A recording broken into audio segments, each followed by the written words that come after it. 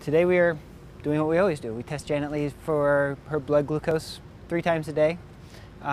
It's basically to make sure that we're regulating her blood glucose. She gets insulin in the morning, and it's a 24-hour slow release insulin. It's called Lantus, same thing used in humans. We are also testing Brandon, who is the male and non-diabetic, as a baseline, and we're in the middle of a test. Right now he's back on his old diet, a lot of biscuits, a lot of fruit. See if it changes his glucose level. She is a lot of vegetables. No fruit, no sugar, no biscuits. Janet Lee has type 2 diabetes. She is insulin resistant, so her body does not take up the insulin that she produces, which is why we're not 100% regulated with her. We can't get her at a fairly close level and keep her there. So we put insulin in the morning. It brings her down to a reasonable level, but it's never going to be as close to normal as he is. What we have found, is that there is a genetic and a dietary component to diabetes with these guys. A lot of the females in captivity have diabetes, but it develops later. So it's somewhat it's diet, and we're trying to change that. A lot of zoos are going to a far more vegetable focused, less fruit, less, bananas and grapes and apples like everybody thought. Everybody thinks the monkeys eat bananas. In the wild, they don't eat bananas. All these things are fairly recognizable. This is a lancet, spring loaded. You put it against your finger, their finger. Push the trigger, little needle comes out, drop of blood. Reader, same as used in humans. And the test strip, same as used in humans. We originally started with dog and cat readers, and we're finding that they weren't giving us good numbers because we're not dogs and cats, and neither are they. Come here, sweetie. All right, ignore the camera. Come here. Give me your foot.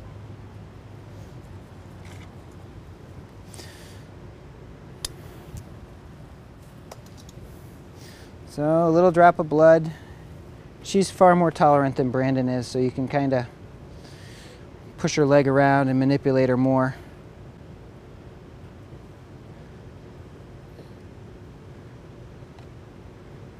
They have learned the beep is their release, so when it beeps, they know that they've done their job. She's 137. Not bad.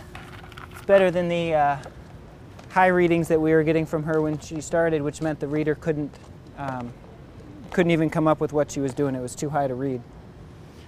So now she is getting, chickpeas are also known as garbanzo beans today. We have 5 or 6 different kinds of beans that we give her, a little variety, but the rest of her diet's pretty boring. Hey, you stay down here. Green beans, squash, broccoli, greens.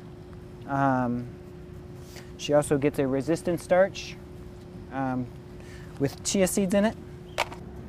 There you go, that's better. You see a lot of his scratching, that's just a phantom behaviors.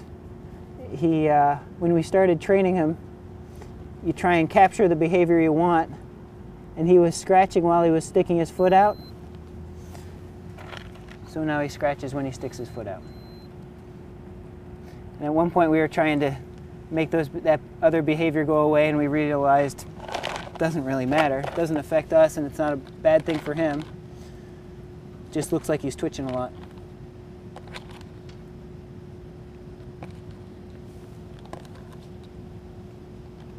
So what we've learned by testing Brandon, who is 59, is healthy mangabees, non-diabetic mangabees, have much lower blood sugar glucose levels than we thought.